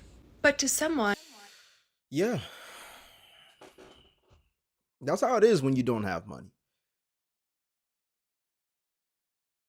That's how it is. I like, when you don't have money, it costs money. Let me know your thoughts on this in the comment section down below. But it can be a cycle if you don't treat it aggressively. You got to treat it aggressively. You got to treat it aggressively. You got to work your ass off to get out of poverty, man. There's no if, and, or buts. And if you're lazy, then you deserve to be that way. And I'm not saying that's her. I'm talking about people who are lazy. who made $1,000 a week or $2,000 a week or $100,000 a week, they would, one, never notice that fee if they ever got it, but two, they would never get that fee because their account would never go below zero. They would never not have the deposit. They just would never run into that problem. And that's why it's so expensive being poor, and the rich get richer and the poor get poorer. This can be applied to so many other things. So for example, I just had to renew my car insurance and it was for 6 months. If I paid for the 6 months in advance, I think it was like $550, I want to say. But if I didn't, it would be a total of like $750 over the 6 months. So I'm able to save $200 if I can pay it all at once, but otherwise, if I can't, I have to pay $200 more. And if you're poor, guess what option you're going with because you have no other option. And the kicker is that $200 savings would really mean a lot to you, but you don't. All right, so obviously it's freezing up again. I might have to change my programs, y'all, because this is annoying. Have that option. And it's the same thing with car payments and student loans and even things like the quality of your shoes or your jackets. Like, you're buying the cheaper pair of shoes, that's all you can afford. You have to buy a new pair the next year. Parking tickets, even, like, you park on the street because you can't afford a parking spot, you get ticketed. Someone who can afford a parking spot, if they got that parking ticket, it wouldn't matter that much, but to you it does.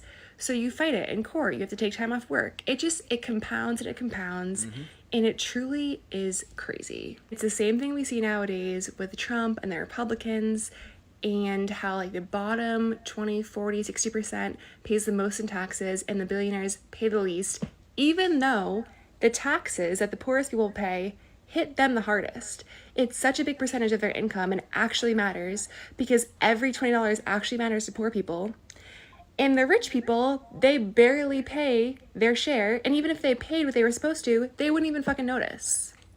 Well, when you are rich, you probably own an asset. And when you own an asset like a business or real estate, then you don't get taxed if you treat it a certain way because it's putting money back into the economy either way as well at a larger amount. Therefore, you don't pay taxes. There are benefits to having a business. So even though I do agree with the first half of what she's saying, she is blaming the rich for her own problems. It sounds like towards the end about how great it is to be rich. Even the comment section is advocating for rich people being entitled, but you know, we don't account for, most people don't account for the hard work that the rich have to put in as well. The greatest trick in the rich ever pulled was convincing the middle class that the poor were lazy and the reason for everyone's problems. Yeah, lazy in the wrong vehicle. Um, I I believe this, right? If you're trying to run a race, one person's trying to walk, one person's trying to speed walk, one person's trying to run, one person's trying to ride a bike, the other person's trying to ride a motorcycle, the other person's trying to fly a jet, the other person's trying to create a teleportation machine. They can all find a way to win the race, but it depends on what vehicle you're in order for you to win and be first. Okay? Work smart, not hard. All right? And work hard and smart at the same time because the rich did not get rich just from being lazy at the end of the day. And there are people who, yeah, inherit their riches from their family, but, at some point, the riches had to get built up at some point. And people rather complain about how the rich have all these benefits and stuff like they can't start a business themselves. Oh, I don't want to start a business. You are a business. From the day you were born, you were a business. Okay? From the day you were born, it costs money to bring you into this world. So, like, you know what I'm saying? Like, yo, I don't want to start a business. You are a business. When you go in for a job interview, you're advertising yourself, you're marketing yourself. When you create a resume, you're marketing yourself. When you're looking for jobs, you're scouting for clients. When you get a job, you are their client. You are a business. Let's get over that in 2026. Subscribe if you like the content. Let me know your thoughts on this in the comment section down below. I just saw the video of the lady saying, like, explaining low income luxury and like shatting on people's house who have like low, I guess what she would deem low income luxury in their house. A lot of y'all ain't never been humbled, and that's the problem in life right now. If your bills are paid, you got food in your house to eat, you got snacks to eat, your lights is on, your water's on, that's luxury. You got Wi-Fi, you got cleaning supplies, you got everything you need, nothing you don't. You got a bed to lay in, those kids got a bed to lay in, you got a washing machine to dry to wash their clothes, you got every chemical you need to make sure the clothes is clean, they got what they need to go to school, they got a place to do their homework, that's luxury. Everything in your house could not match. Don't care. They ain't got nothing to do with the luxury of your house. People got to start minding their own business. Yeah, 100%. Again, I went without for a good amount of time, especially when I was out of my parents' house. And it was hard to recognize that, what I had was better than what I have. And I took a lot of stuff for granted, but now I don't.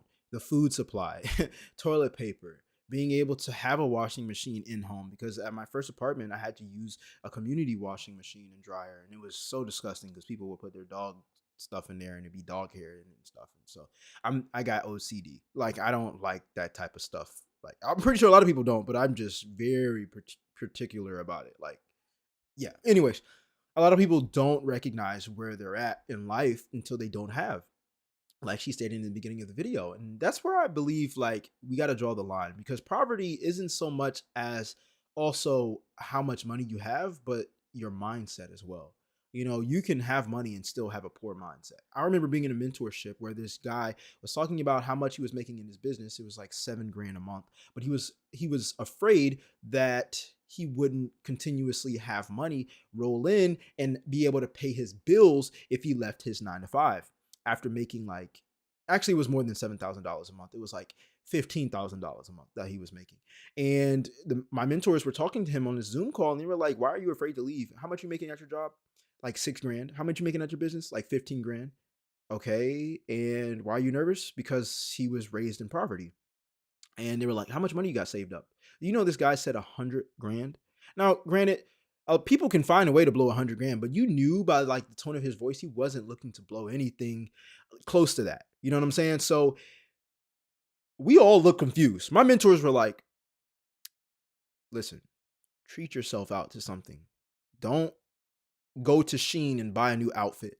Like, go to the mall, buy yourself a nice little outfit, and treat yourself out. Take yourself out to dinner. Show yourself some self-love, because having a poor poverty mindset can be transferred even if you have a lot of money. This is one of the things that a lot of people in poverty and have that poverty mindset blame the rich for. Oh, the rich don't have to do this and that and the third, and they got to play the employees. You know what I'm saying? They got to put in work. They're working harder than you in the different vehicle. The rich aren't rich because they work a 9 to 5 and they, you know what I'm saying? They're the best employee at their 9 to 5. Like, no, they built something outside of that supply people with other jobs, and they still work even if they're not getting paid. They get paid for performance, which is a lot harder than getting paid for your time. Or you could say that it's easier getting paid for your performance because, well, all you have to do is be good and know how to market and have a good product. But at the same time, you got to choose your hard. Like, when you're getting paid by time, you can't capitalize on so much because there's only 24 hours in a day. But hey, what do I know? I'm just Jay. I have a business and I work a 9 to 5. So if you like this type of content, make sure you subscribe. Let me know your thoughts on this in the comment section down below. And I will see you guys tomorrow morning on the Thursday morning show. All right. I appreciate everybody. And thank you for the support. I'm out. Peace.